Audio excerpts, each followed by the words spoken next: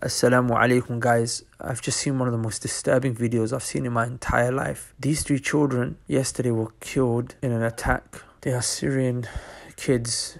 I can't show you the video, it's too disturbing. Wallah, it's so heartbreaking. 10 years on and the oppression is still live and kicking. These children, they've died and we make dua Allah reunites them and their parents in paradise. But there are many children that are still alive that we can do something to help. The other ones that are escaping and running to the refugee camps. I've been doing this fundraising on behalf of Humanity Care Relief to raise funds for these refugees. Guys, in these 10 days, if you could be generous, donate at the link below. We cannot help these young kids who have already passed away, but there are those that are alive. Those are our children. They have a duty. We have to do something for them. Alhamdulillah, wassalatu wassalamu ala rasulillah, amma ba'd. Assalamu alaikum wa rahmatullahi wa barakatuh. Brothers and sisters, within the 10 days of the Hijjah, there are some great opportunities to get some good reward. And from one of the greatest opportunities is to do the Udhiyah. The Udhiyah is a sacrifice. Many of us, we know it as the Qurbaani. The Qurbaani has a huge reward, but there are some rulings that are connected to it. There are rulings connected to actually doing it, and there are rulings connected to the one who makes the intention to do the Qurbaani from the beginning of the month, that he has to carry her up until the point where he gives it, or he does it. Today we will not talk about the ruling of actually doing the Qurbaani. We'll talk about that which is needed from you if you want to make the intention to do it at the beginning of these 10 days. The first thing that I want to bring to your attention, my brothers and sisters, and it's okay if you're watching this video late and you didn't know, but act upon it from this point onwards. And that is that you must withhold from cutting your hair, cutting your nails, and cutting your skin. You are not allowed to remove from your hair, remove from your skin, or remove from your nails if you make the intention to do the Udhiyah. Like a person who's in Ihram doing Hajj or Umrah, when they go to the Miqat, they put the Ihram, or they enter the state of Ihram, afwan, then from that state onwards, they are not allowed to cut their nails, cut their hair, or remove their skin. What is the evidence for this? The Prophet ﷺ said, إِذَا رَأَيْتُمْ هِلَالَ ذِي الْحِجَّةِ If anyone from amongst you sees the crescent for the month of Dhul Hijjah, and the 10 days have entered, now you've seen it, the crescent. وَأَرَادَ أَحَدُكُمْ أَنْ يُضَحِيَ And you are intending that you will do the Udhiyah, you will give the slaughter, you will do the Qurbaani. فَلْيَمْسِكْ عَنْ شَعْرِهِ وَأَظْفَارِهِ Then let the person stop, withhold from removing their hair, removing their nails. Another narration, their skin as well. So we learn from this hadith that you're not allowed to do this. Okay, question. From which time am I not allowed to do it? Is that when I wake up in the morning of the first of Dhul Hijjah? Or is it the moment Dhul Hijjah enters at Maghrib time? Because remember, Maghrib time is when you see the moon, right? Remember, the moon is always seen the month always enters, the day always starts at Maghrib time. So you see the moon around about that time. So now we're about to come into Asr, and it's the last day of Dhul Qa'dah, which is the month before Dhul Hijjah. So we're about to pray Asr. In a few hours, Maghrib is going to kick in. When Maghrib kicks in, from the point the Maghrib kicks in, from the point the Adhan for Salat Maghrib is given, Dhul Hijjah has started. If you've intended that you want to give the slaughter, you're not allowed to remove your nails, your hair, your skin from that time onwards. That's the time it starts. Okay? Okay, question. If you haven't made the intention to give the sacrifice until halfway through the month, and halfway through the month you say, you know what? I actually want to give the Udhiyah. What do? You've already cut your nails, you've already shaved. You might have peeled your skin for whatever reason. From this point onwards, you withhold. From the moment you make the intention. Okay? From the moment that you made the intention. Okay, question I want to ask. The one who's made the intention to do the Udhiyah, second, third day, he says, you know what, I want to get a haircut.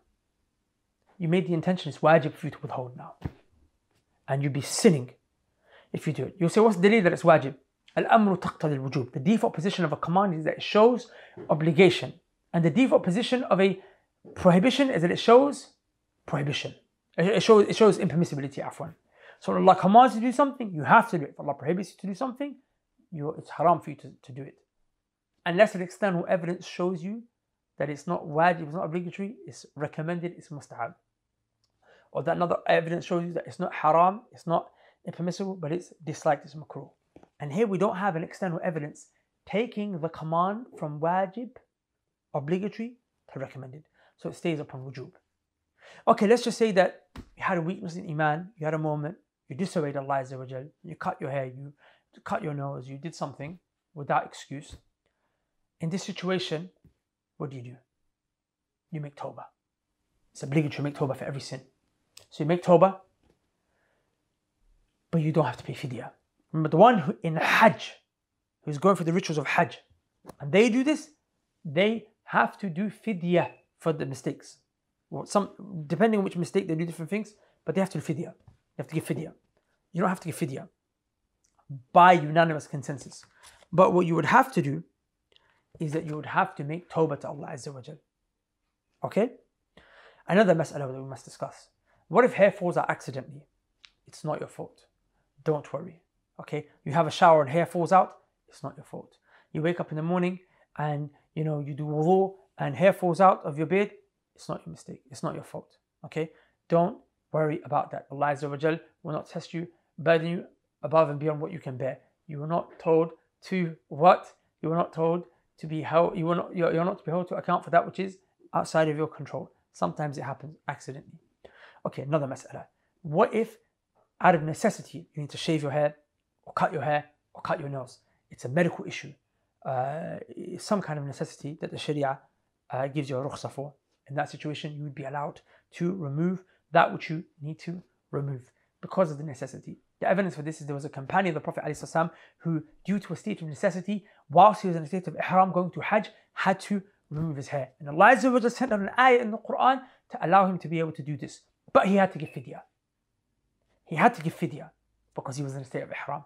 So the scholars say the one who is doing a Hajj in a state of ihram, he is in a greater situation than the one who's been told to not do this and he's just doing the Udhiyah and he's not in Hajj.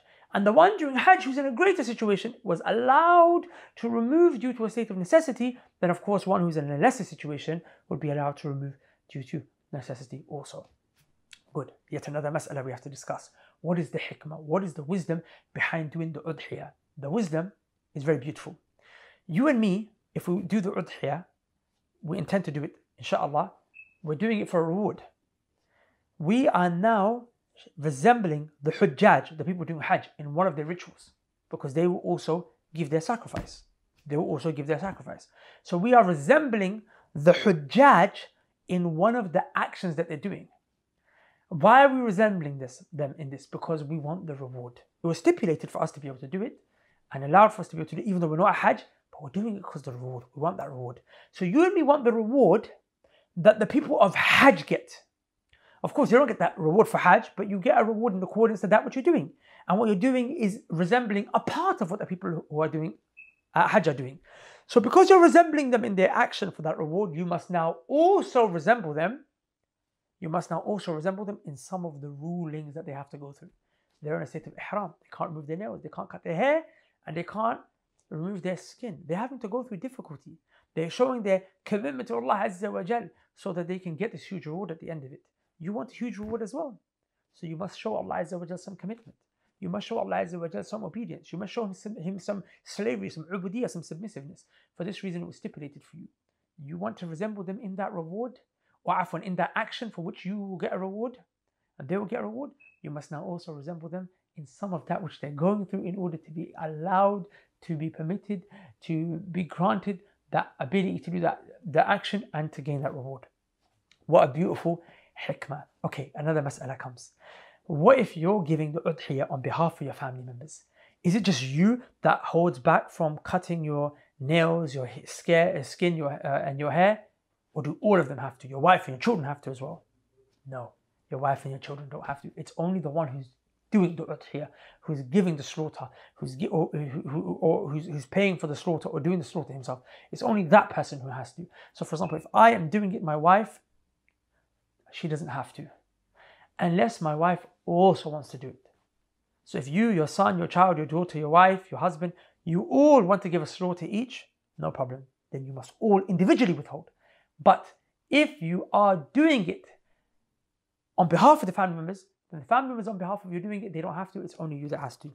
Because the Prophet alayhi as-salatu was-salam, he would do this for his family members, and the prohibition with regards to it would not transmit and transfer over to his family members, as Imam Ibn Uthaymin rahimahullah ta'ala mentioned in his Ahkam al-Udhiyah.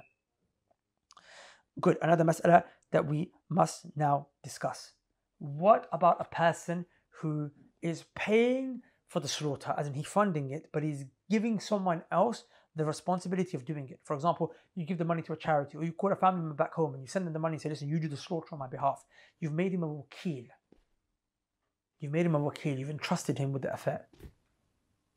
Some people think that, oh, because I'm not actually doing the slaughter, I'm just funding it and I place someone else in charge to carry it out, I can cut my hair, I can cut my nails, and I can cut my skin. It would be them that would have to refrain. Misunderstanding. As the hadith indicates, it's the one who he's making this intention, the one who man arada, إذا أراد أحدكم. After the Prophet ﷺ said, وَأَرَادَ أَحَدُكُمْ أَنْ يُضَحِيَ. Anyone from amongst you, he wants to, he intends to. It's this person that wants to actually do it. Whether you do it yourself or not, but you want it to be done, it's upon you to withhold. فَلْيَمْسِكْ عَنْ شَعْرِهِ وَأَثَارِهِ. You must hold from your skin, your hair, and your nails. Do you understand? The one who's doing the udhiyah, if he himself is not doing his own, but doing it on behalf of someone else, he wouldn't have to withhold from it. Only the one who it's being done for. And that's a very important point to understand. The final mas'ala that we'll discuss inshallah ta'ala before we conclude is, what if you've made the intention to do the udhiyah, but now suddenly you say, I want to go to Hajj. So within the 10 days after you made the intention, you jump on a plane, you go to do Hajj. This year, unfortunately, it's going to be hard, except for a few people who've been granted. Pray that Allah Azza wa Jalla uplifts this calamity and from us and allows the doors of the masajid and the haramain to be open freely and for things to go back to how they are. But let's just say next year, inshallah ta'ala, or this year you have somehow the ability to go do the Hajj. You've made the intention to do the udhiyah. You can't cut your nails, your skin, or your hair. Second, third day, you say, you know what, I'm going to go to Hajj. I want to go to Hajj. You go to the miqat where you're supposed to put the ihram on. When you put the ihram, what do? You cut your nails, you remove your pubic hairs, and so on and so forth. In this situation, you wouldn't. In this situation, you wouldn't, because you've done the udhiyah. You've made the intention for the udhiyah. So you wouldn't do that sunnah. You wouldn't do that sunnah. Does that make sense? Because you are now under another commitment. And within this, we must discuss a masala. If you go and you do the umrah before you do the Hajj, you go and do the umrah. At the end of the umrah, from its rituals, is that you cut your hair. What do you do in this situation? You want to do umrah. You've made the commitment to do the udhiyah, so you can't remove your nails, your hair, or whatever have you. But it's from the rituals of umrah that you remove your hair.